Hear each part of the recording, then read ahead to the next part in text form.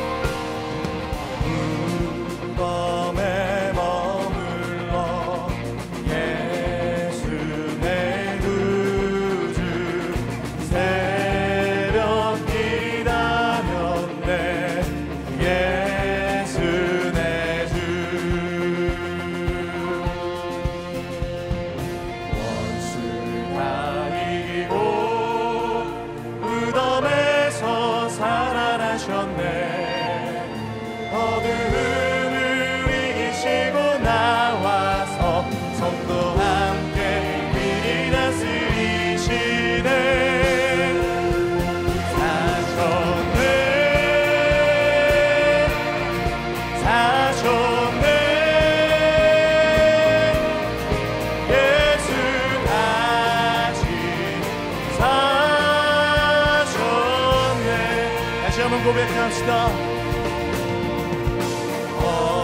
헛되이 지키네 예수 내 구주 헛되이 못하네 예수 내 주 원수를 다 이기고 원수를 다 이기고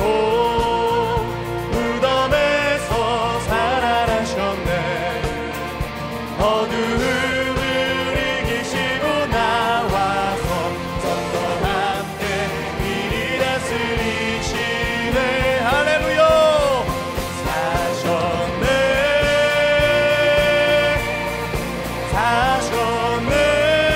사셨네 예수 다시 사셨네.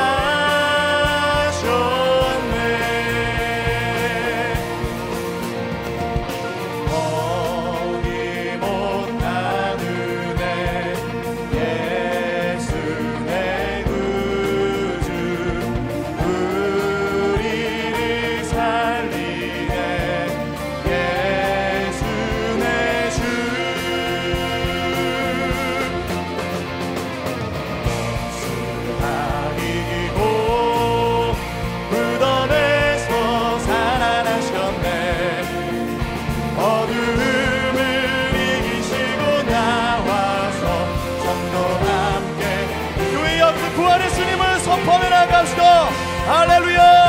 사셨네 사셨네 예수 다시 사셨네. 한 번 더 두 손을 높이 들고 사셨네 사셨네 사셨네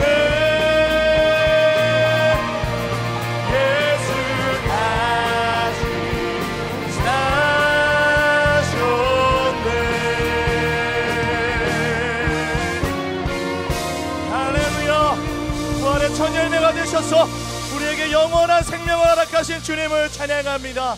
주님 영광 받아 주시옵소서. 더 큰 기쁨으로 주님 찬양하겠습니다.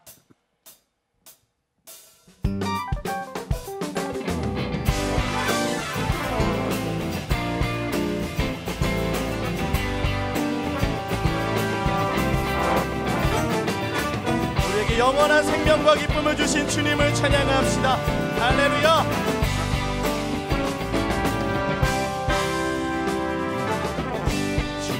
이름 높이며 주를 찬양하나이다. 나를 구하러 오신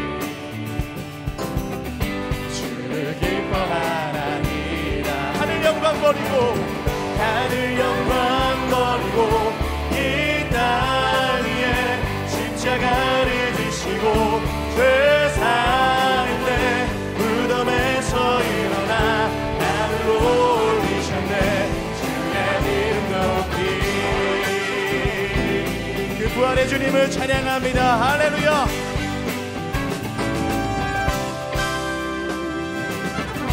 주의 이름 높이며 주를 찬양하나니 나를 구하러 오신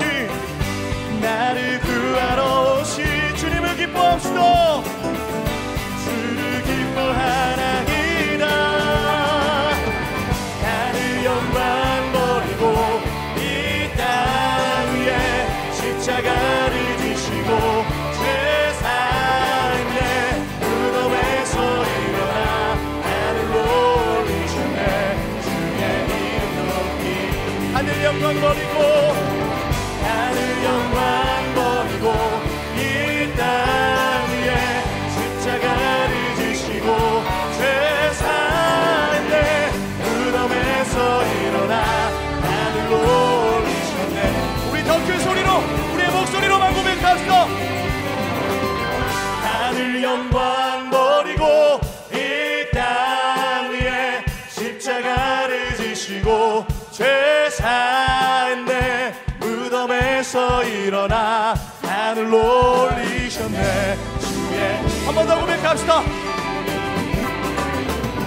하늘 영광 버리고 이 땅 위에 십자가를 지시고 죄사함의 무덤에서 일어나 하늘 올리셨네. 주의 이름 높이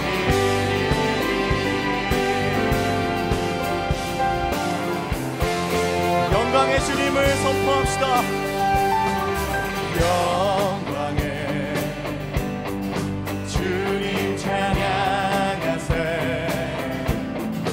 모든 영광 능력 찬송 예수님께.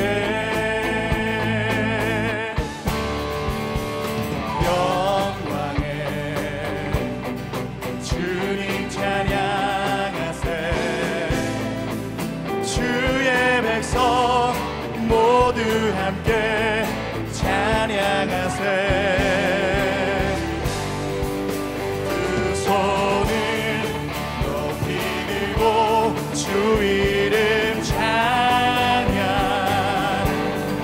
존귀와 영광 모두 주 예수님께.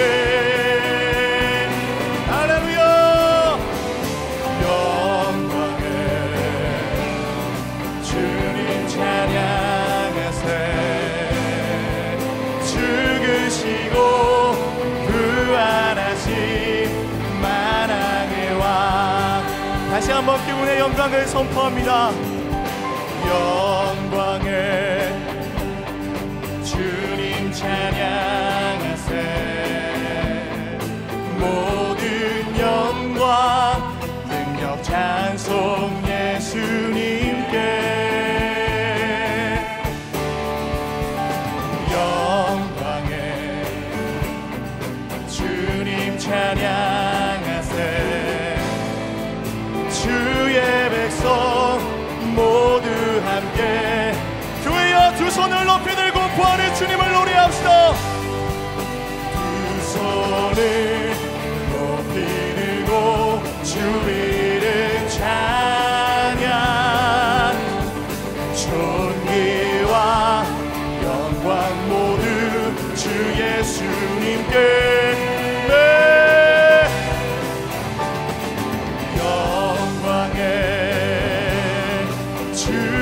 찬양하세.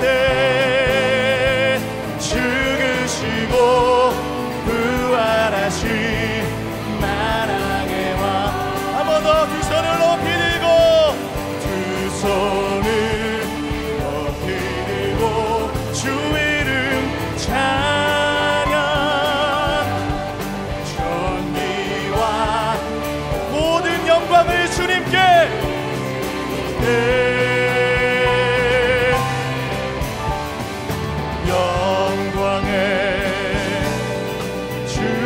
찬양하세.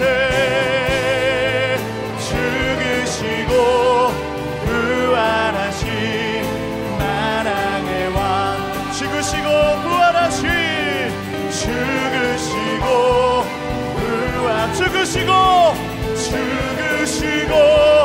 부활하신 죽으시고 부활하신 만왕의 왕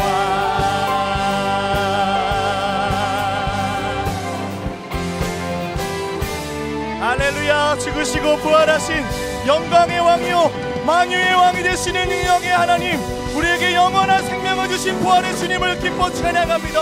우리에게 주님께 전심으로 더 큰 박수로 영광 올려드립시다. 할렐루야. 네, 주님 영광 받아주시옵소서. 우리 자리에 앉아서 계속 주님 찬양하겠습니다.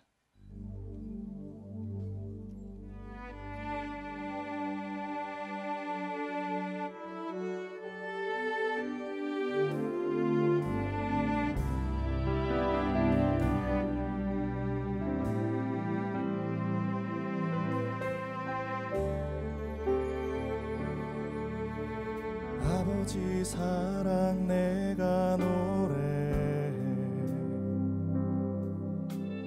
아버지 은혜 내가 노래해.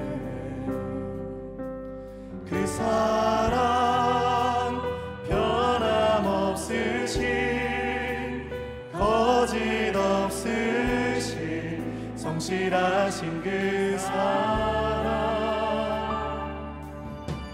상한 갈 때 꺾지 않으시는,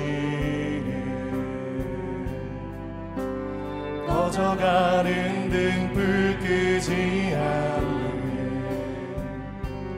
그 사랑 변함없으신 거짓 없으신 성실하신 그 사랑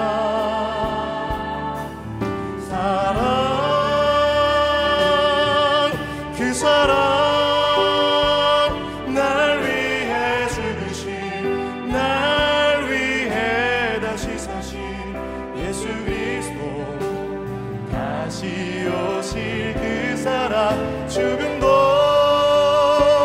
생명도 천사도 하늘의 어떤 권세도 끊을 수 없는 영원한 그 사랑, 십자가의 사랑과 부활로 우리를 향한 사랑을 확증하신 주님께 우리 가슴에 손을 얹고 한 번 더 고백합시다. 아버지 사랑 내가 노래해, 아버지 은혜 내가 노래해.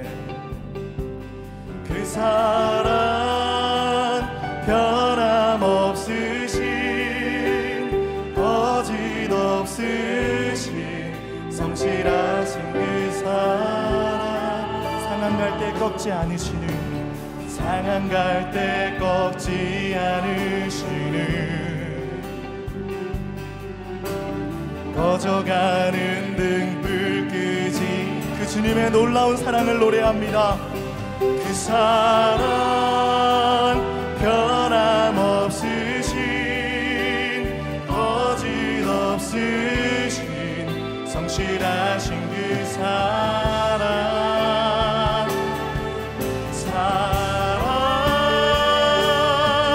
그 사랑 날 위해 죽으신, 날 위해 다시 사신 예수 그리스도, 다시 오실 그 사랑, 죽음도 생명도 천사도 하늘의 어떤 권세도 끊을 수 없는 영원한 그 무엇도 끊을 수 없는 주님의 놀라운 사랑을 노래합시다. 그 사랑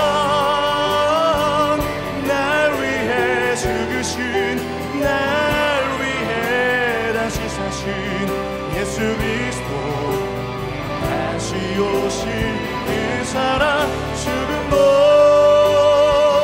생명도 천사도 하늘의 어떤 권세도 끊을 수 없는 영원한 그 사랑 예수.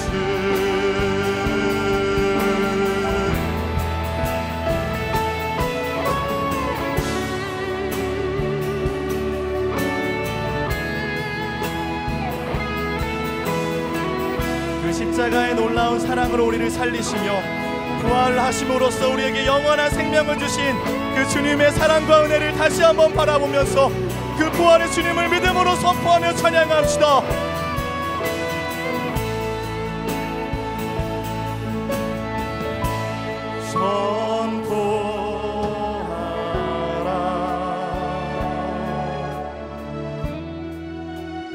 부활하신 영광의 주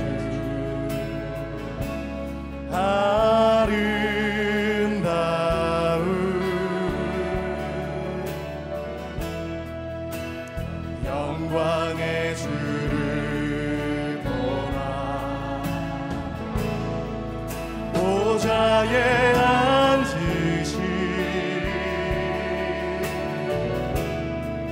그 어린 양 예수 다 무릎 꿇고서 주 경배하리. 교회여 한 번 더 온 마음을 다해 선포합시다. 선포하라.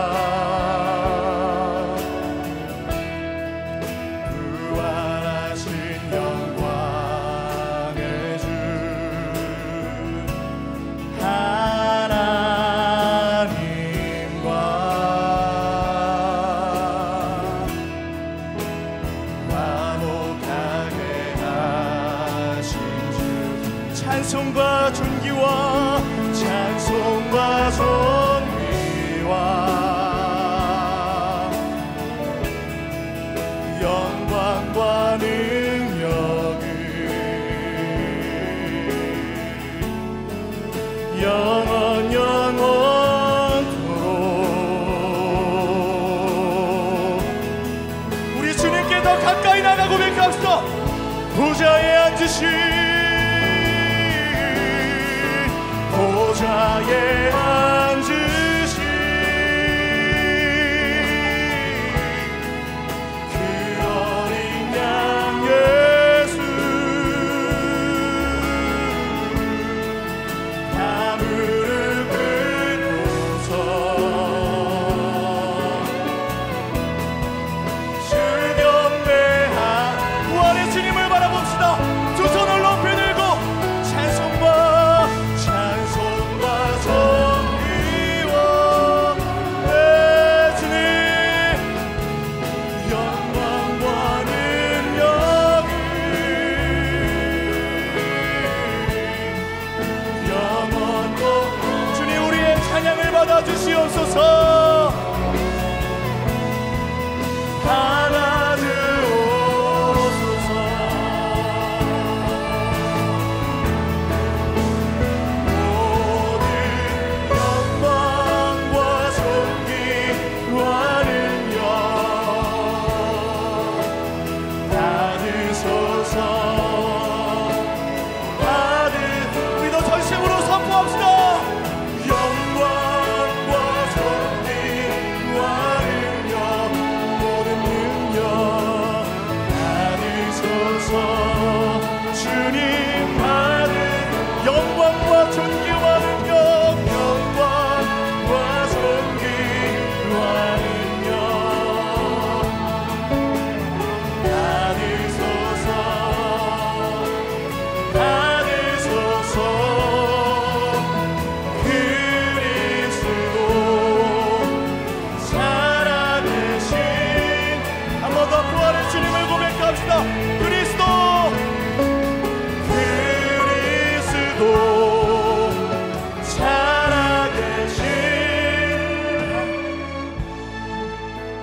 살아계신 그 살아계신 능력의 하나님 그 부활의 주님을 우리의 온 힘을 다해 고백하고 찬양합니다.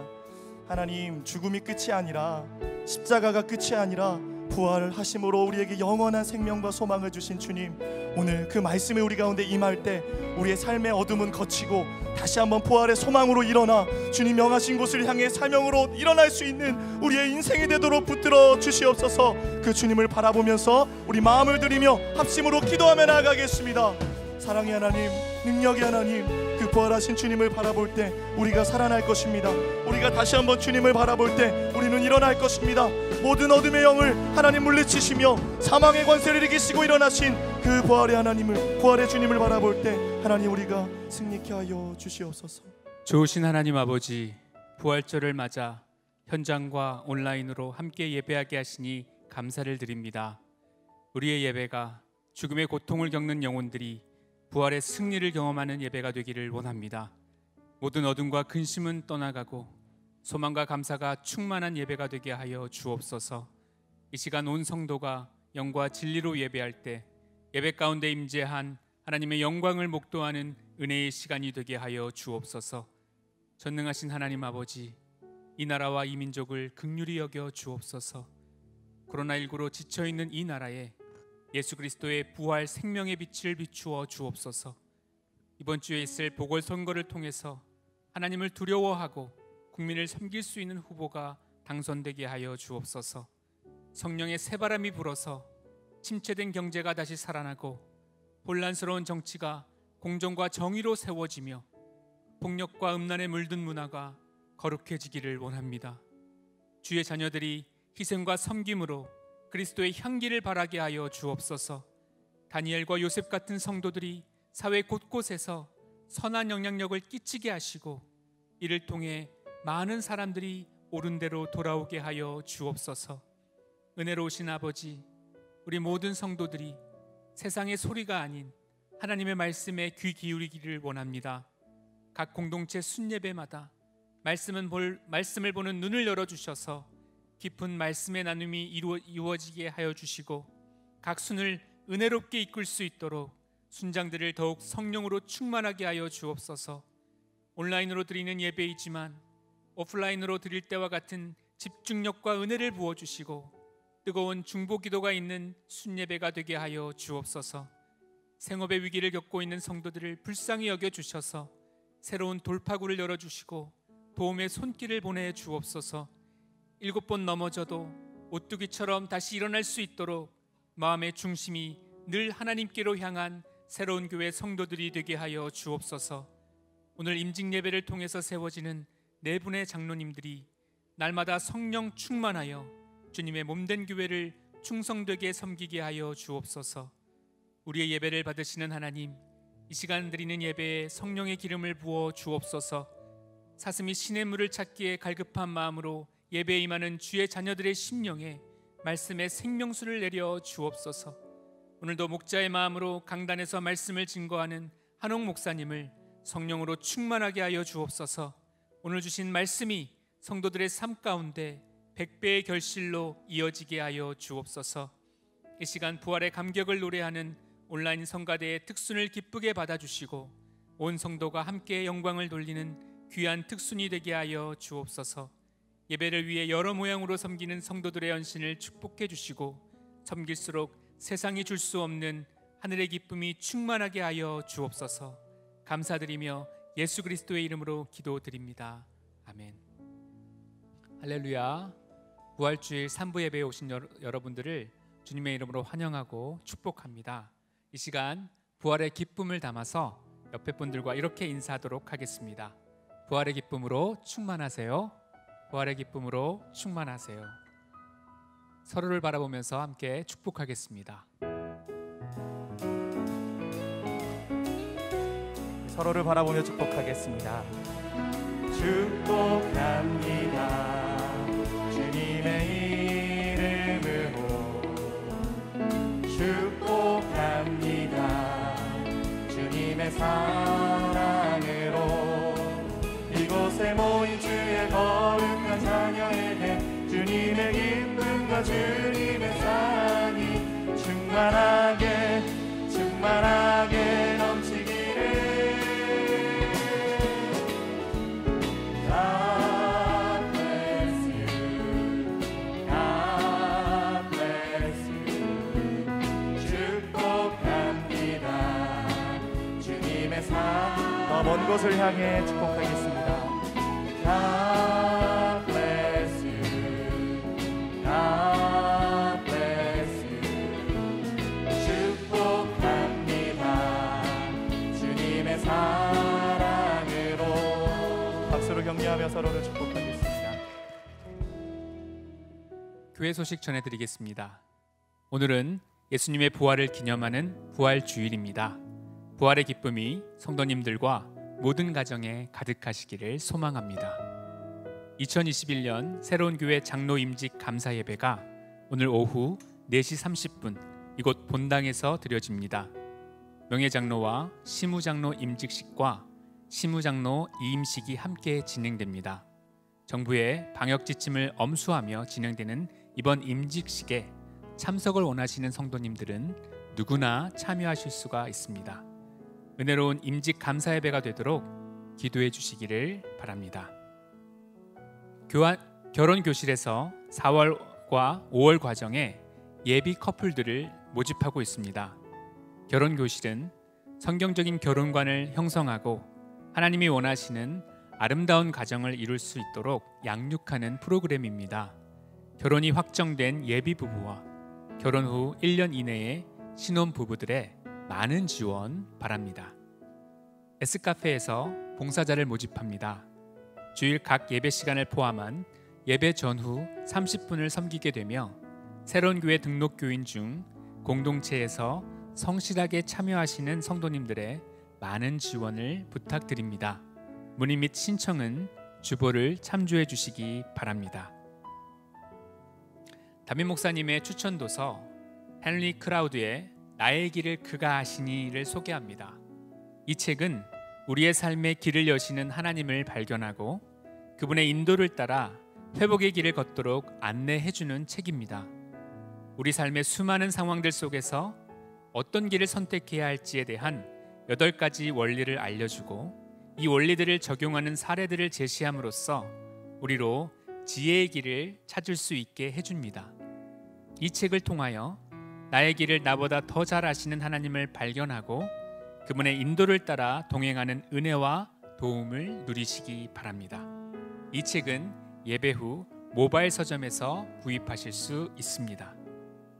이제 특순 후에 한옥 목사님께서 하나님의 말씀 전해주시겠습니다.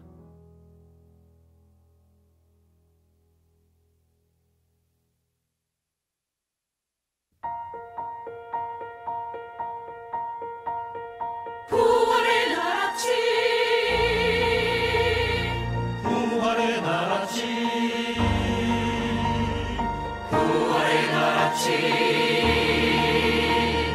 부활의 나라치 밝았네 어둠 모두 다 사라지네 각 백성 지체 알고 외쳐라 주 예수 무덤에서 사셨다 예수 무덤에서 사셨다 주님 고통 속에 십자가 지고 죽임 당하셨네 주님 상하시고 그리셨네 그러나 주님 다시 사셨다 부활의 나라치 밝았네 어둠 모두 다 사라지네 막 백성 지체 말고 외쳐라 주 예수 무덤에서 사셨다 예수 무덤에서 사셨다 그의 몸은 무덤에 누이었네 슬픔만 감쌌네 깊은 어둠 속 기적이 일어났네 죽음을 이기시고 부활했네 부활의 나라 침 밝았네 만 백성 기뻐 선포하라 우리 주 예수 무덤에서 사셨다 주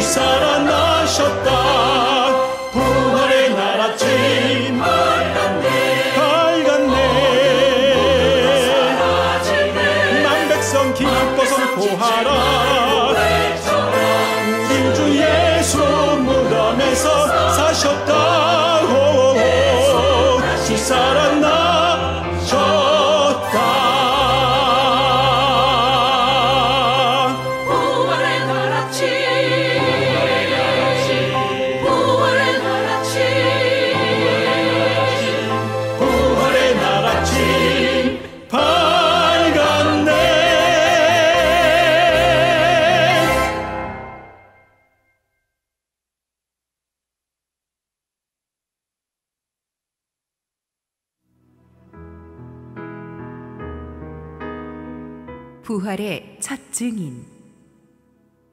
요한복음 20장 1절에서 18절 말씀입니다.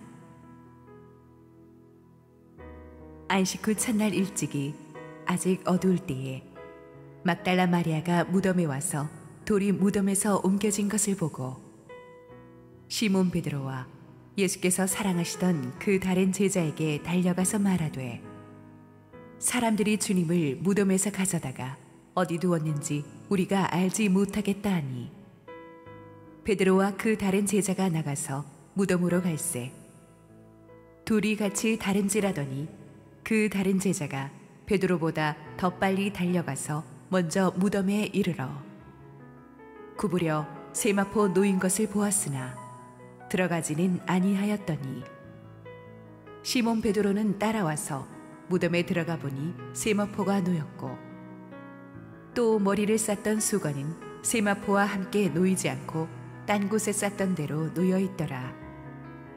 그때에야 무덤에 먼저 갔던 그 다른 제자도 들어가 보고 믿더라. 그들은 성경에 그가 죽은 자 가운데서 다시 살아나야 하리라 하신 말씀을 아직 알지 못하더라. 이에 두 제자가 자기들의 집으로 돌아가니라. 마리아는 무덤 밖에 서서 울고 있더니 울면서 구부려 무덤 안을 들여다보니 흰 옷 입은 두 천사가 예수의 시체에 누웠던 곳에 하나는 머리편에 하나는 발편에 앉았더라. 천사들이 이르되 여자여 어찌하여 우느냐. 이르되 사람들이 내 주님을 옮겨다가 어디 두었는지 내가 알지 못함이니이다. 이 말을 하고 뒤로 돌이켜 예수께서 서 계신 것을 보았으나 예수이신 줄은 알지 못하더라. 예수께서 이르시되 여자여 어찌하여 울며 누구를 찾느냐 하시니 마리아는 그가 동산직인 줄 알고 이르되 주여 당신이 옮겼거든 어디 두었는지 내게 이르소서. 그리하면 내가 가져가리이다. 예수께서 마리아야 하시거늘 마리아가 돌이켜 히브리 말로 라보니 하니 이는 선생님이라는 말이라. 예수께서 이르시되 나를 붙들지 말라. 내가 아직 아버지께로 올라가지 아니하였노라. 너는 내 형제들에게 가서 이르되 내가 내 아버지 곧 너희 아버지 내 하나님 곧 너희 하나님께로 올라간다 하라 하시니 막달라 마리아가 가서 제자들에게 내가 주를 보았다 하고 또 주께서 자기에게 이렇게 말씀하셨다 이르니라. 할렐루야. 우리 하나님께 감사와 영광의 박수 올려드리겠습니다. 우리 축복된 부활주일 예배 현장에서 또 실시간 온라인으로 생방송으로 동참하고 계신 모든 국내외 성도 여러분들에게 하나님의 은혜가 충만하게 임하기를 원합니다.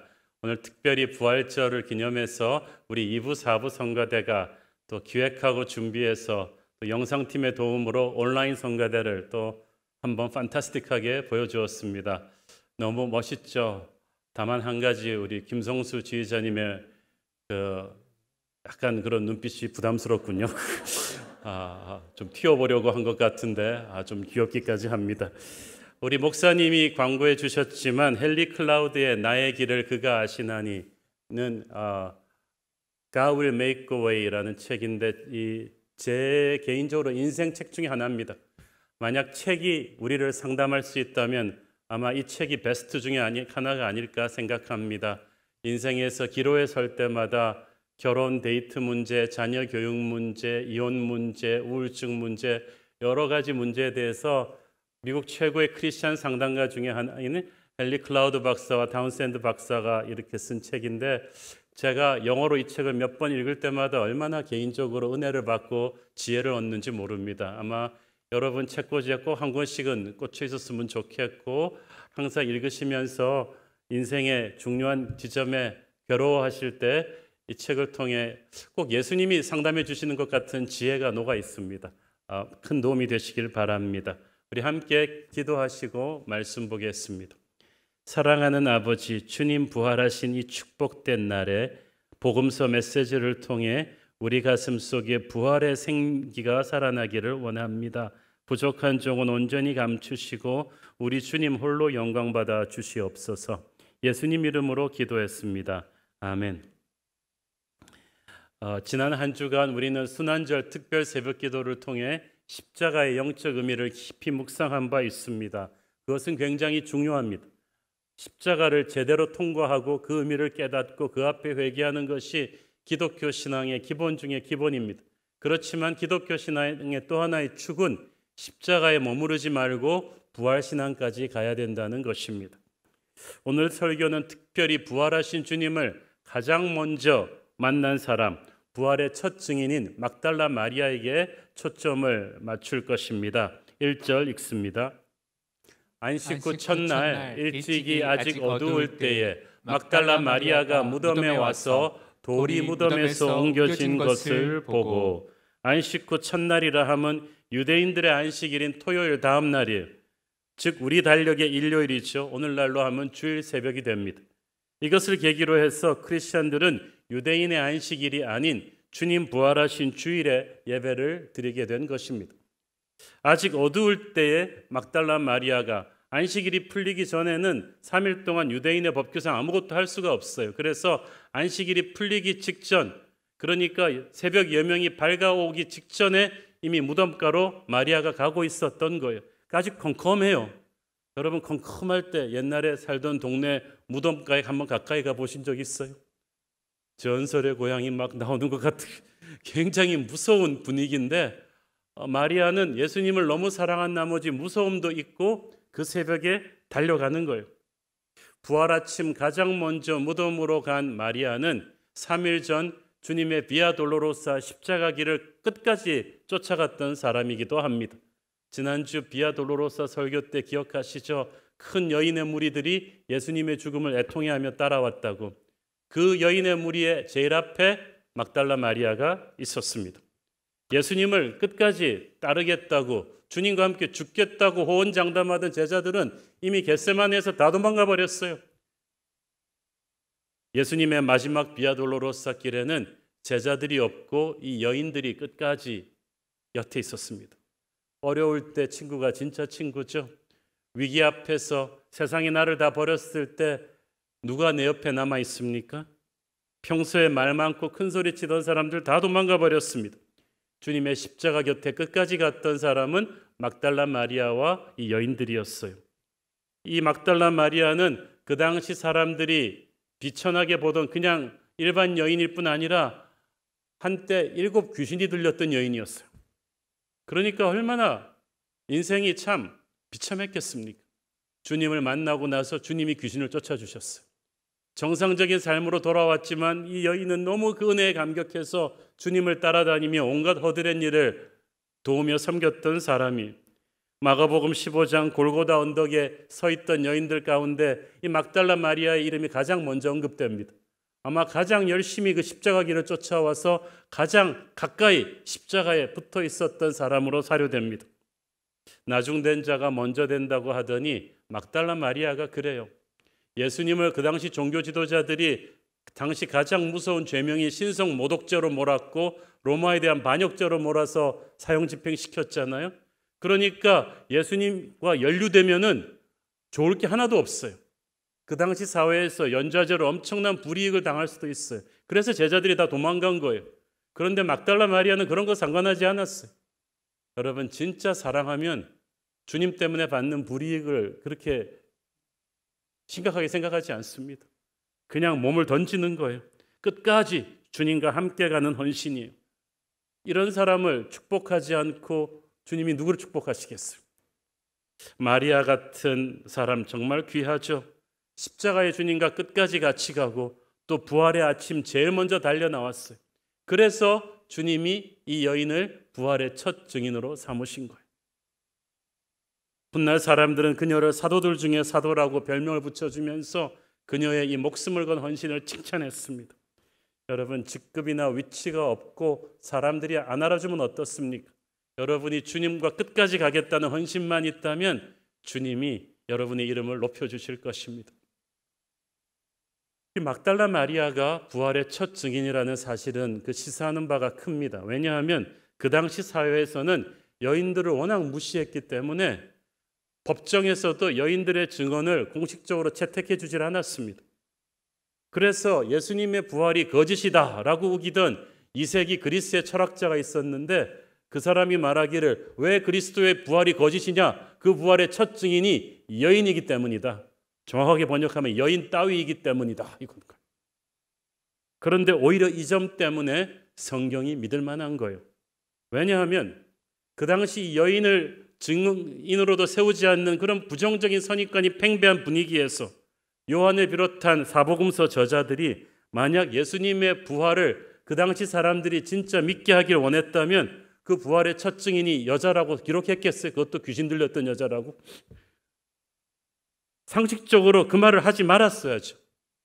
그런데 그에 따른 모든 부정적인 선입관을 알면서도 기록한 것은 막달라 마리아가 진짜 부활의 첫 증인이기 때문이에요. 오늘의 본문 2절을 보십시오. 시몬 베드로와 예수께서 사랑하시던 그 다른 제자에게 달려가서 말하되 사람들이 주님을 무덤에서 가져다가 어디 두었는지 우리가 알지 못하겠다 하니, 여기서 우리가라는 말을 봐서 마리아 말고 몇 명 더 있었다는 얘기죠. 마가복음에는 야고보의 어머니 마리아와 살로메라는 두 여인이 함께 갔다고 되어 있습니다. 근데 그들이 부활하신 주님을 만나러 간 게 아니라 누가복음에 보면 준비한 향품을 가지고 무덤에 갔다고 했어요. 그것은 시신을 수습할 때 쓰는 재료입니다. 그들 생각에는 예수님 돌아가셨을 때 안식일 전에 묻어야 되니까 아리마대 요셉이 마음이 급한 나머지 제대로 시신에 수습하지 않고 대충 끝냈을 거라고 생각했어요. 그래서 빨리 안식일 끝내고 가서 예수님의 시신을 정성 들여 제대로 향유를 넣어서 수습하려고 달려간 거예요. 그런데 그녀들이 달려와서 무덤에서 돌이 옮겨진 것을 보았다고 했어요. 그 당시 통상적인 유대인의 무덤은 우리처럼 그렇게 양지 바른 곳에 묘자리 보는 게 아닙니다. 이 주보에 잘 나왔는데요. 바위를 뚫어서 굴과 같이 만든 공간에 시신을 눕히고 또 커다란 바위를 굴려서 입구를 막은 것입니다. 저희들이 성도들과 함께 몇 년 전에 성지순례 갔을 때 그 현지 안내인을 따라서 예수님이 묻히셨던 무덤과 흡사한 무덤을 본 적이 있습니다. 진짜 이렇게 생겼는데 그 앞을 막은 돌이요, 보통 돌이 아니에요. 장적 67명은 붙어야지 간신히 굴릴 수 있는 한 1톤은 넘는 육중한 무게의 돌입니다. 그래서 마가복음에 보면 이 마리아와 여인들이 그 새벽에 오면서 그 걱정을 하고 오는 거예요. 누가 그 돌을 우리를 위해서 굴려줄고? 왜냐하면 우리 여인들의 힘으로는 못하는데. 하지만 그래도 예수님을 향한 사랑으로 달려온 거예요. 자, 예수님의 무덤을 막고 있던 돌이 크고 무거웠을 뿐 아니라 거기에는 로마의 인장이 붙어 있었어요. 누구든지 그 돌을 굴려서 하면은 그 인장이 부서져요. 인장이 부서지면 어떻게 되냐면 큰일 나요. 로마군에 사형 집행시킨 로마의 권위에 도전하는 거예요. 그러면 그 사람들 사형이에요. 그래서 아무나 손댈 수가 없어요. 그런데 여기서 돌이 옮겨졌다.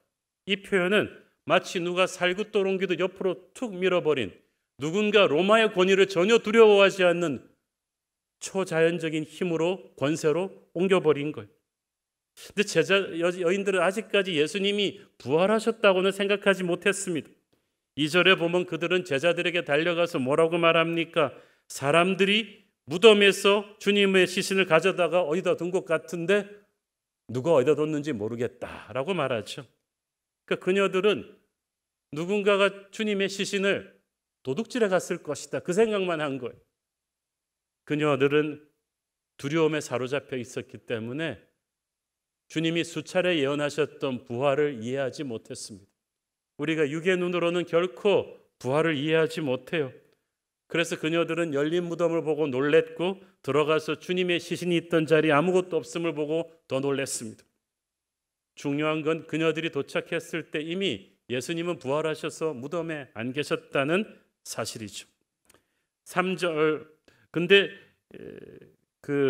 읽겠습니다. 베드로와 그 다른 제자가 나가서 무덤으로 갈새. 자, 누가복음에 보면 여인들의 이야기를 다른 제자들도 다 들었지만 나선 건 베드로와 요한뿐이에요. 진짜 예수님을 사랑했던 제자들이죠. 그들은 여인들의 말을 듣고 진짜로 누가 무덤을 열었단 말이야? 누가 시신을 도둑질해 갔으면 큰일 아닌가라고 확인해 보기 위해서 뛰었어요. 자, 그런데 뛰어서 무덤에 도착해서 베드로와 요한의 반응이 다르죠. 4절, 7절 읽습니다. 둘이 같이 다름질하더니 그 다른 제자가 베드로보다 더 빨리 달려가서 먼저 무덤에 이르러 구부려 세마포 놓인 것을 보았으나 들어가지는 아니하였더니 시몬 베드로는 따라와서 무덤에 들어가 보니 세마포가 놓였고 또 머리를 쌌던 수건은 세마포와 함께 놓이지 않고 딴 곳에 쌌던 대로 놓여 있더라. 자, 여기서 베드로와 요한의 성격 차이를 볼 수가 있죠. 젊은 요한이 다른 박질은 빨라갖고 먼저 무덤에 도착했지만 무덤 앞에서 브레이크 걸고 들어가진 않았어요. 요한이 좀 생각이 많은 사람이에요. 그래서 살짝 그냥 고개를 뒤밀어서 무덤 안이 빈 것만 확인했습니다. 어떻게 누가 이렇게 엄청난 돌을 옆으로 굴렸지? 이거 로마 총독 빌라도의 어떤 음모가 있는 게 아닐까? 뭐 이런 생각을 하고 있는데 베드로가 도착하면서 그냥 아무 생각 없는 베드로가 그냥 쫙 굴 안으로 들어갔어요. 보니까 항상 베드로는 하고 나서 생각을 하잖아요. 이제 셜록 홈즈는 그 범죄 현장이 중요하다고 했는데 현장이 중요해요. 현장에 딱 들어와 보니까 이게 중요합니다. 주님의 몸을 쌌던 세마포가 그 안에 사람이 빠져나가고 푹 꺼져 있는 형태로 놓여 있습니다. 복음서에 있는 헬라어 동사는 그냥 폭 꺼져서 놓여 있다는 뜻이에요. 또 머리를 감았던 수건이 딴 곳에 쌌던 대로 놓여 있었다. 이것은 마치 호텔에 그 메이드들이 수습하듯이 가지런히 침대를 정리해 놓은 것과 같습니다. 이것은 잘 정돈된 침실의 모습이지 도굴꾼이 휩쓸고 간 현장이 아니에요. 그 당시 얼마 후에 이 종교 지도자들이 예수님의 부활이 거짓이라고 그랬잖아요. 그리고 이것은 실은 예수의 제자들이 예수님의 시신을 도적질한 뒤에 부활하셨다고 거짓 소문을 퍼뜨린 것이다 라고 말했는데 이 시신 도난설이 왜 사실이 아닌지 이 현장을 보면 알 수가 있습니다. 그 당시 세마포로 시신을 쌀 때 그냥 싸지 않습니다. 미이라처럼 계속 중간에 모략을 집어넣으면서 겹겹이 붕대처럼 쌉니다. 자, 누가 시신을 훔쳐나간다면 밖에 로마 경비병들 자고 있는데 조용히 쥐도새도 모르게 8명의 닌자 같은 도굴꾼들이 와서 조용히 돌을 굴리고 시신을 훔쳐가겠다 가정해 봅시다. 누가 친절하게 거기 앉아가지고 시간 없는데 그걸 일일이 다 풀고 있습니까? 그냥 들고 나갔겠죠. 그리고 누가 친절하게 그 자리를 깨끗하게 정리하고 예수님의 머리를 쌌던 수건까지 다 개서 거기다 놓고 나갑니다. 있을 수가 없는 일이에요. 그것도 7명의 장정이 붙어야 되는 큰 돌을 소리 소문 없이 옮기고 보초서고 있던 로마 병정들 모르게 불가능한 일이죠. 지금 이 상황을 설명할 수 있는 유일한 논리는 부활하신 주님의 몸이 더 이상 시간과 공간의 제약을 받지 않으시는 주님께서 순식간에 영광을 입으시면서 세마포를 빠져나가시고 천사가 돌을 굴려서 무덤 밖으로 나가신 거예요. 그게 가장 정확한 설명입니다. 8절 9절 읽습니다. 그때야 무덤에 먼저 갔던 각각 제자도 들어가 보고 믿더라. 그들은 성경에 그가 죽은 자 가운데서 다시 살아나야 하리라 하신 말씀을 아직 알지 못하더라. 들어와 보고 믿었다는 것은 부활을 믿은 게 아니고 시신이 없어졌다는 마리아의 말을 믿은 거예요. 이 제자들 또한 주님이 말씀하셨던 부활이 지금 이루어지고 있다는 것을 모르고 있었어요. 그래서 어떻게 합니까? 10절에 이에 두 제자가 자기들의 집으로 돌아가니라. 야, 정말 이렇게 남자들이 너무 일중심이라 가지고 문제. 아니, 시신이 없으면 시신이 어디 갔지 하고 발을 동동 굴리면서 좀 걱정이라도 해야지. 없네. 알았다. 퇴근. 그리고 그냥 집에 갈 수가 있어요. 그들은 그래도 가면서도 굉장히 놀랍고 두려운 마음은 있었겠죠. 우리도 그럴 것입니다. 우리의 인생을 누르고 있는 죽음의 돌을 주님께서 옮겨 놓으셨는데 아직도 절망과 좌절에 사로잡혀 있어요. 그래서 예수님이 부활하실 것이라고 수없이 예언하셨던 말씀을 하나도 기억하지 못하고 있는 거예요. 그러나 내가 느끼는 것과 실제 현실은 다릅니다. 눈에 보이지 않아도 영의 세계에서 이미 부활은 일어났어요. 나를 죽음의 권세에서 구원하셨어요. 이제 그것을 확인하는 작업이 남았을 뿐이죠. 11절 읽습니다. 마리아는 무덤 밖에 서서 울고 있더니 울면서 구부려 무덤 안을 들여다보니. 자, 베드로와 요한보다 마리아는 여자니까 달리기가 훨씬 느렸겠죠. 그래서 특히 마리아는 왕복이잖아요. 무덤에서 거기까지 소식 전하고 다시 오는데 베드로와 요한은 남자죠. 그냥 편도죠. 그냥 확 빨리 왔을 거예요. 그래서 베드로와 요한이 빈 무덤 확인하고 돌아가는 그 모든 시간 동안에 열심히 거북이처럼 달려오는 마리아는 늦게 도착했죠. 빈 무덤을 다시 보면서 마리아는 울었다고 했어요. 소리 죽여 우는 울음이 아닙니다. 대성통곡하는 울음이에요. 마리아는 아직까지도 주님이 부활하셨다는 사실은 꿈에도 생각하지 못하고 그저 주님의 시신이 누군가에 의해 도난당했구나. 아, 주님이 돌아가신 것도 속상해 죽겠는데 누군가가 시신까지 모욕적으로 도난했구나. 어떡하지? 통곡을 합니다. 마리아는 빈 무덤에 담긴 하나님의 위대한 메시지를 읽지 못한 채 그냥 보이는 대로 상식적으로 해석해 버렸어요. 같은 상황인데 영의 눈으로 보면 부활하신 건데 육의 눈으로 보니까 시신이 도난당한 거예요. 주님이 아직까지 죽으신 거예요. 여러분, 부활신앙이 얼마나 중요합니까? 인생의 절망적인 상황에서 우리가 주님이 죽으셨다고 믿는다면요, 절망의 나락에서 헤어나오지를 못할 것입니다. 기독교인이라면 꼭 읽어야 될 책 중에 하나님의 지하운동이라는 책이 있습니다. 20세기 살아있는 순교자로 유명한 리처드 범브란트 목사님의 간증이에요. 이 목사님은 1948년 루마니아 공산 치하에서 비밀 경찰에 의해서 투옥돼서 수십 년간 고문과 핍박을 견뎌내신 분입니다. 이분이 워낙 성자 같은 분이시니까 루마니아 비밀 경찰은 이 목사님을 배교시키려고 온갖 방법을 다 씁니다. 이 목사님이 태산같이 버티고 있으니까 루마니아의 수많은 성도들이 희망을 잃지 않는 거예요. 그래서 루마니아 비밀 경찰이 아주 간교한 심리전을 많이 폈는데 그 중에 하나가 이거였어요. 한 번은 수년 동안 목사님의 가족 면회를 일체 허용하지 않다가 갑자기 가족 면회를 허락해 주겠다. 아내에게 엽서를 써라. 허락이 떨어진 거예요. 범브란트 목사님이 너무 기뻐가지고 아내에게 엽서를 씁니다. 여보, 드디어 교도소에서 가족 면회를 허락해 준다고 하니까 몇 월 며칠 날 아이를 데리고 오세요. 그리고 그냥 캘린더에 줄을 치면서 그날이 오기를 기다립니다. 교도소에서는 또 그날 아침에 새 옷도 갈아입게 해줍니다. 목욕도 하게 해주고 면도도 합니다. 범브란트 목사님은 이제 설레이는 마음으로 가족을 만나기를 기다리고 있는데 이상하게 하루 종일 지나도 아무도 그를 찾아오지 않습니다. 저녁 노을이 어둑어둑해질 무렵까지도 아무 얘기도 없어요. 교도소 당국에서 아예 처음부터 엽서를 사모님한테 전달하지 않은 거예요. 낙담한 목사님이 노을이 질 때 감방에 혼자 앉아서 어깨가 축 처져 있을 때 방송이 나왔어요. 이제 아무도 너를 사랑하지 않아.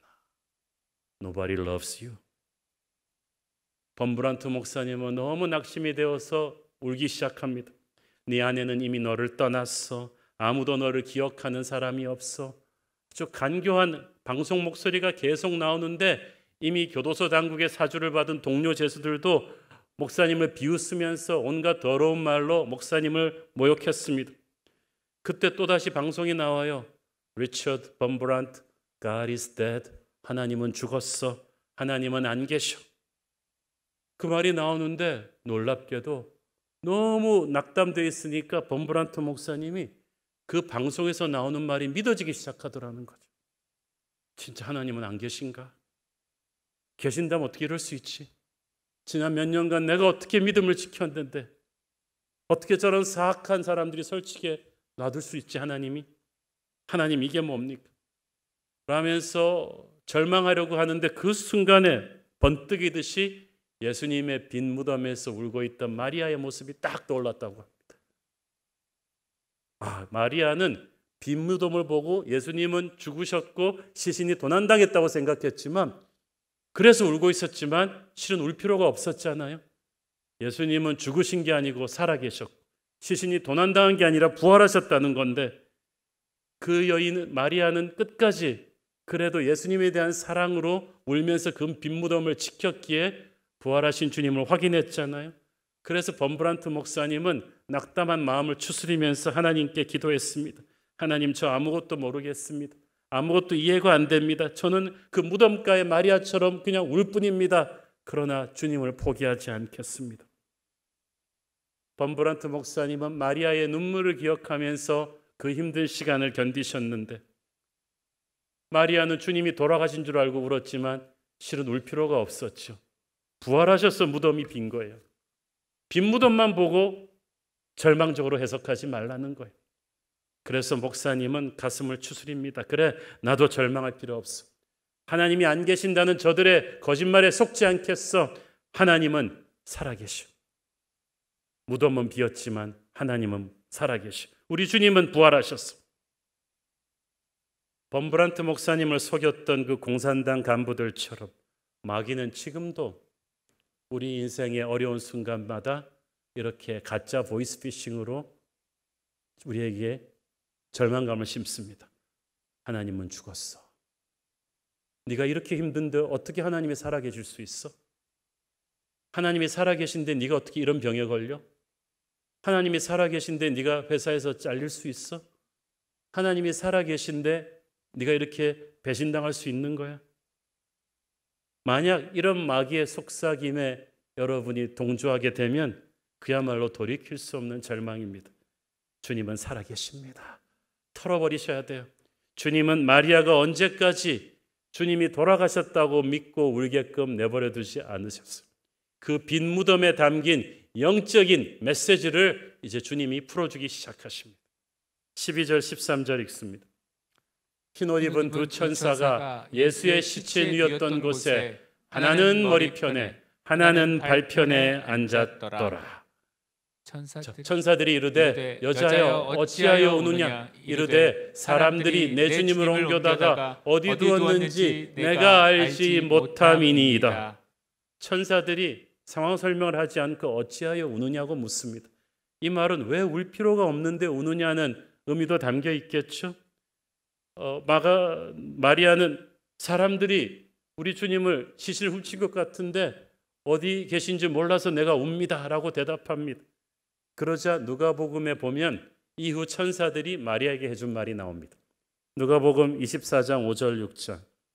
여자들이 두려워 얼굴을 땅에 대니 두 사람이 이르되 어찌하여 살아있는 자를 죽은 자 가운데서 찾느냐? 여기 계시지 않고 살아나셨느니라. 갈릴리에 계실 때 너희에게 어떻게 말씀하셨는지를 기억하라. 어찌하여 살아있는 자를 죽은 자 가운데서 찾느냐? 이 질문에는 네가 예수를 믿는 사람이라고 하면서 어떻게 세상 사람과 똑같이 예수님의 시신만 찾고 있느냐? 이 빈 무덤을 어떻게 그렇게 세상적으로만 해석할 수 있느냐는 거죠. 어떻게 예수님이 살아계셨을 때, 갈릴리에 계셨을 때 부활에 대해서 예언하신 말씀을 기억하는 사람이 한 명도 없느냐고 말합니다. 실제로 마가복음에 보면요, 주님 십자가 돌아가시기 전에 부활하실 거라고 예언하신 기록이 3번이나 나옵니다. 마가복음이 그렇게 머리 좋지 않은 베드로의 기억에서 나온 거거든요. 베드로가 3번이나 기억한 걸로 봐서 아마 훨씬 더 많이 말씀하셨을 거예요. 그런데도 그 정도 자주 말씀하셨다면 그래도 제자들 중에 한 명쯤은 예수님 돌아가시고 나서 야, 오늘이 주님 돌아가신 지 3일째지? 아무래도 예수님이 진짜 부활하셨는지 우리 무덤가에 가서 확인해 볼까? 이 말하는 사람이 그래도 한 명은 나와야 되잖아요. 한 명도 없어요. 아무도 안 믿은 거예요. 두려움의 노예가 되니까 약속의 말씀을 다 망각해버려요. 기껏 찾아오는 여인들도 부활의 주님을 기대하고 간 게 아니라 주님의 시신을 수습할 향료를 가지고 갔을 뿐입니다. 천사들은 말합니다. 그는 여기 계시지 않고 살아나셨느니라.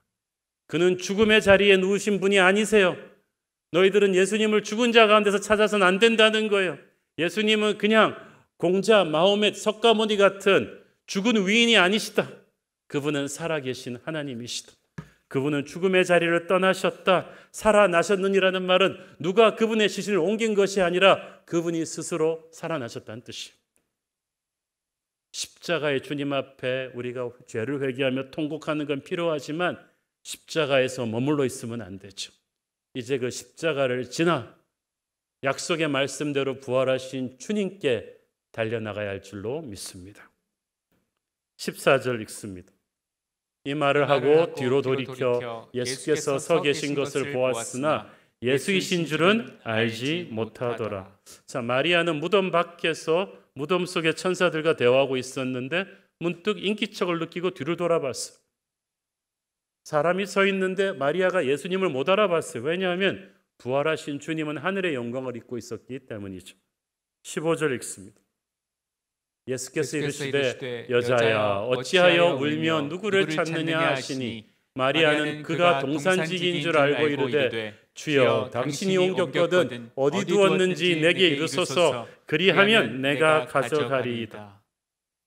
극도의 슬픔과 충격과 흥분한 상태에 있던 마리아는 주님의 음성을 듣고도 그분이 주님인 줄 몰랐어요.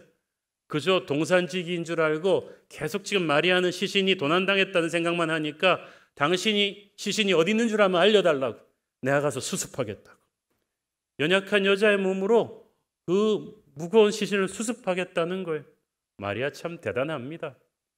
십자가의 주님과 끝까지 함께하고 부활하신 그 새벽에 제일 먼저 달려오고 그 소식 전하러 제자들에게 달려갔다 오면서 지칠 줄을 몰라요. 끝까지 그 주님의 시신까지도 수습하겠다는 그 열정.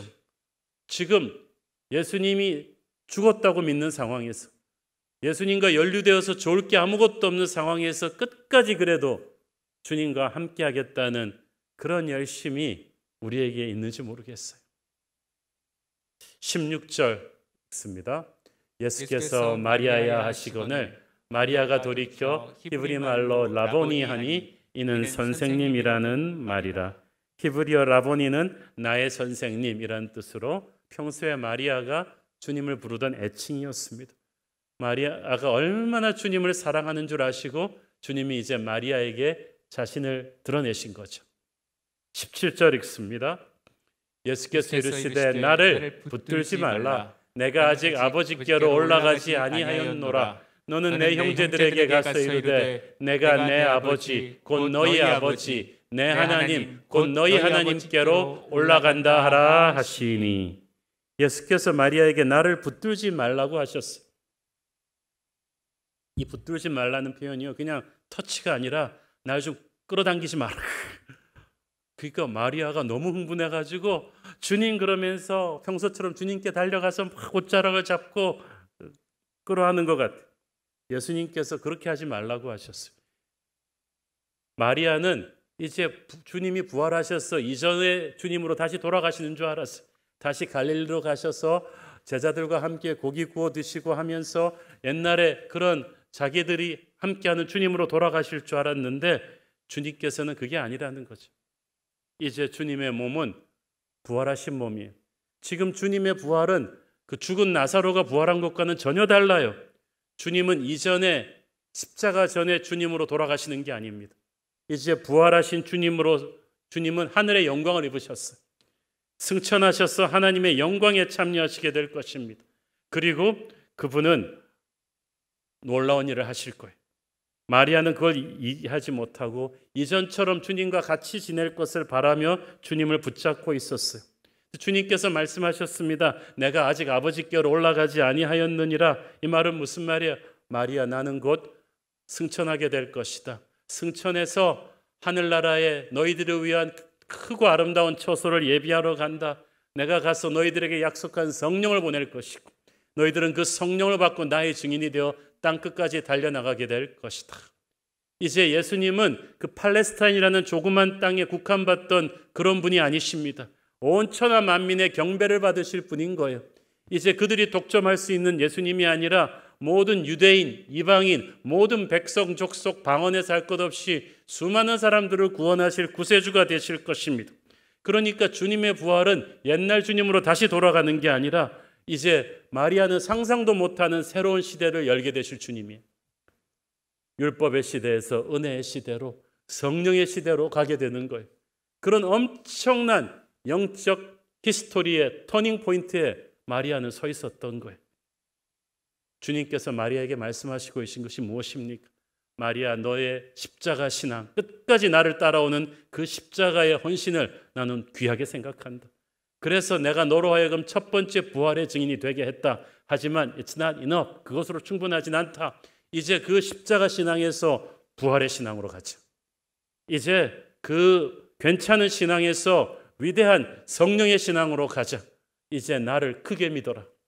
온 열방을 위한 구세주로 바라보기를 원한다. 우리도 그래야 합니다. 십자가의 신앙에서 부활의 신앙으로 갈 때 우리는 주님을 대하는 것이 달라지게 될 것입니다. 능력이 달라져요. 사명이 달라져요. 그러니까 마리아가 정신 차렸어요. 다르게 삽니다. 18절을 읽습니다.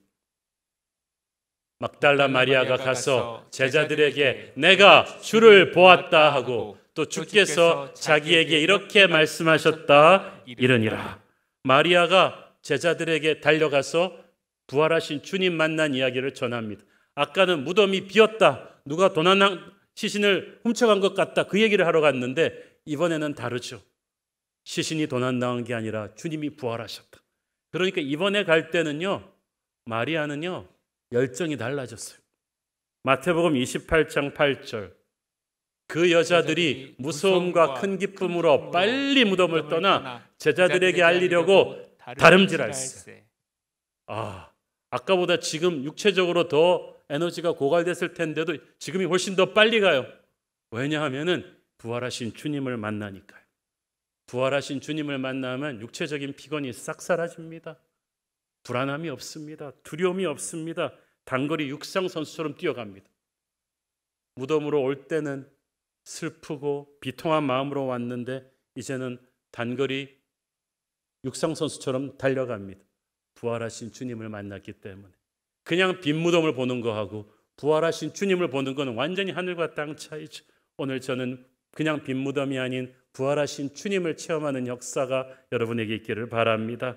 지친 어깨가 펴지고 무릎을 펴고 눈에 생기가 돌기 시작합니다. 우리는 이제 자신의 힘으로 예수 믿고 사역하지 않아요. 부활하신 주님의 힘으로 살아갑니다. 여러분, 주님이 우리 안에 살아계십니다.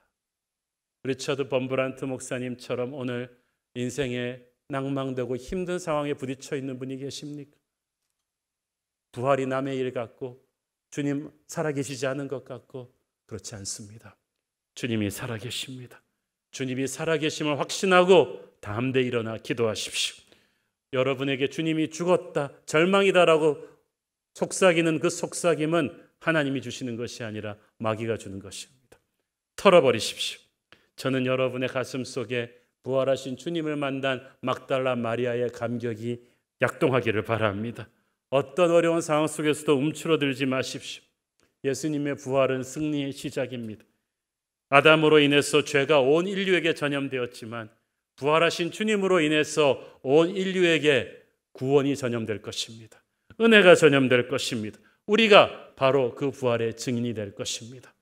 부활의 첫 열매가 되신 주님을 따라서 우리가 돌진하면요, 어떤 죽음의 권세도 이길 수 있을 것입니다. 우리 모두 살아계신 주님을 체험하고 증언하는 증인의 삶을 살기를 축원합니다. 기도하겠습니다. 주님 은혜를 감사합니다. 부활하신 주님을 우리가 믿습니다. 주님을 믿고 일어나겠습니다. 절망을 딛고 승리하게 하옵소서. 예수님 이름으로 기도했습니다. 아멘. 다 함께 일어나셔서 봉헌 찬양 드리겠습니다.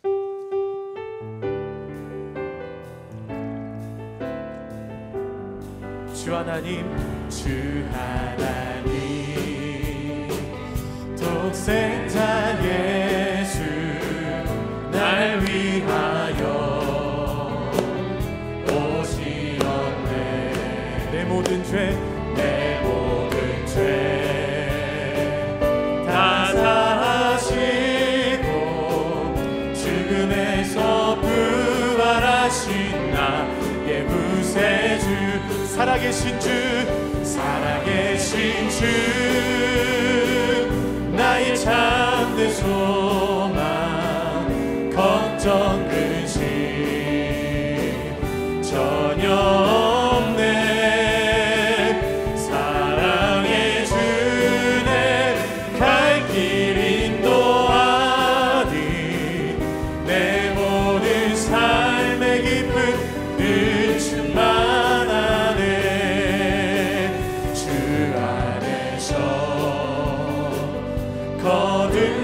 생명 도우시는 주의 사랑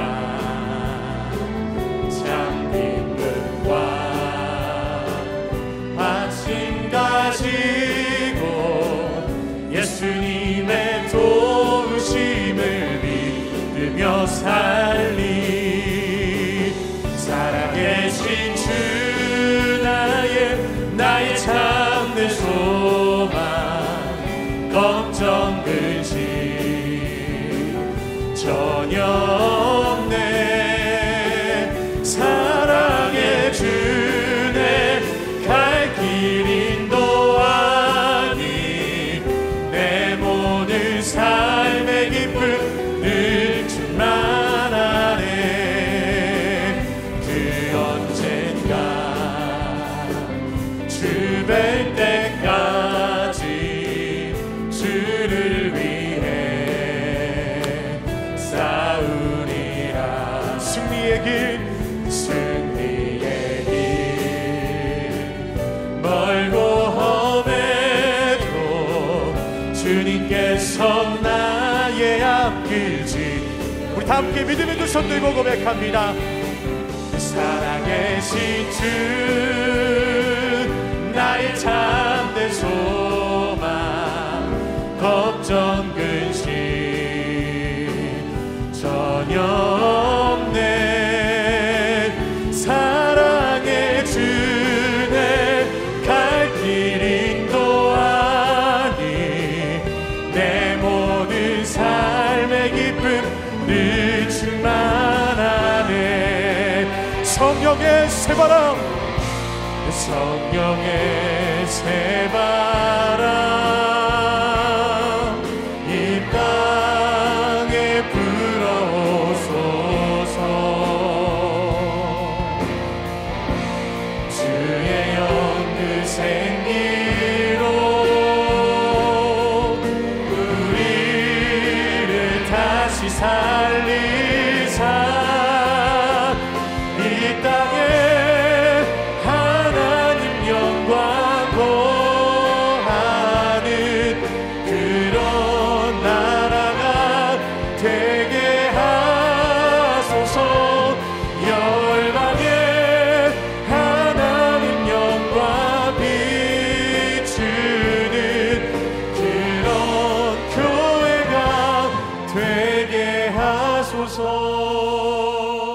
사랑하는 아버지, 특별히 어려움을 지나는 성도들을 위해 중보합니다. 신생아가 대처문이 열리지 않고 갑상선 기능이 좋지 않아 정밀검사에 들어갔다고 합니다. 불쌍히 여겨 주옵소서. 생후 4주 된 아기가 탈장이 생겨서 전신마비 수술을 받을 예정인데 주의 은혜가 있게 하옵소서. 망막 박리로 접합 수술을 한 학생이 힘든 수술을 잘 감당하게 하셔서 감사합니다. 시력이 상하지 않게 도와주옵소서. 허리 디스크로 인해 극심한 신경성 통증에 시달리는 성도들, 이명 정상이 심해서 일상생활을 하지 못하는 성도들, 항암 치료 중에 황달 수치가 높아진 성도들을 불쌍히 여기시고 주의 은혜의 손으로 회복을 체험하게 하여 주옵소서. 성도들의 부모님들 가운데 많은 분들이 편찮으십니다. 친정 어머니가 유방암 말기로 약물 치료 중인 분이 있고 시아버님이 만성 백혈병으로 투병 중인 분이 있으시며 친정 아버지께서 낙상 사고로 갈비뼈가 8개 골절되면서 폐를 찔러 수술을 해야 되는 분이 있습니다. 은혜를 주옵소서. 친정 아버지가 심장 질환과 함께 치매가 시작되었다는 소식을 듣고 망연자실한 성도가 있습니다. 주여 불쌍히 여겨 주셔서 하나님의 은혜로 회복받게 하여 주옵소서. 직장에서 실적에 대한 압박과 배신을 경험하며 낙심한 성도들이 있습니다. 주님의 위로가 필요합니다. 사랑하는 우리 청년들 꿈을 펼칠 수 있는 직장을 찾게 해주시고 결혼 문제로 기도하는 청년마다 믿음의 좋은 배우자 만나게 하여 주시고 험악한 세상 속에서 살아가는 우리 성도들 흔들리지 않고 지치지 않게 하여 주옵소서. 막힌 문이 열어지고 오랜 기도 제목이 응답되는 기적을 이번 주간에 주시옵소서. 십자가의 고통을 지나 부활의 영광으로 가게 하옵소서. 받은 은혜 감사하며 드리는 헌물의 손길들을 축복하시고 지금은 살아계신 우리 주 예수 그리스도의 은혜와 하늘아버지 사랑과 성령님 감화 감동하신가 교통하신가 축복하심의 은혜가 오늘도 부활의 주님을 만나 절망의 자리를 박차고 일어나 승리하기를 소원하는 사랑하는 주의 백성들 머리 위에 지금부터 영원토록 함께 계시기를 축원하옵나이다. 아멘.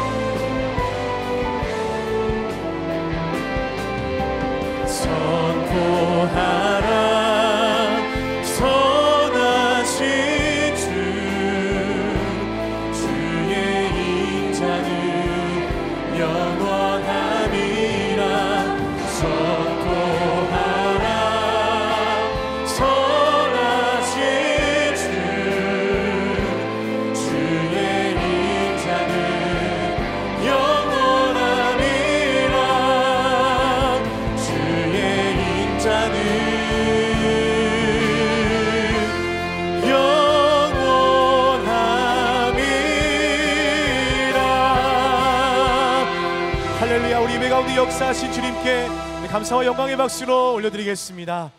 아멘. 주일 예배를 모두 마쳤습니다. 주신 말씀 따라서 부활에 승리하신 주님으로 인해서 한 주도 승리하시기를 간절히 소망합니다. 사랑하고 축복합니다.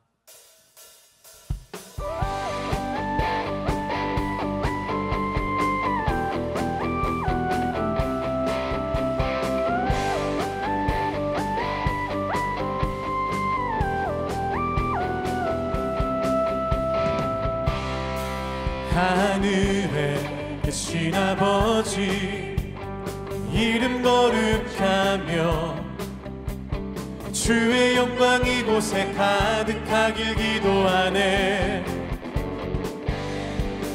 하늘에 계신 아버지 주 이름 다 외치며 주의 영광 이곳에 가득하길 기도하네. 찬양해 새 노래로 찬양해 새 노래로 찬양해 새 노래로 주님께 주님의 나라 주님의 뜻이 하늘에 이루어지듯이 모두 선포해 자비한 주 이름 이 땅에 이루어지리라. 주님의 나라 주님의 뜻이 하늘에 이루어지듯이 모두 선포해 자비한 주 이름 이 땅에 이루어지리라.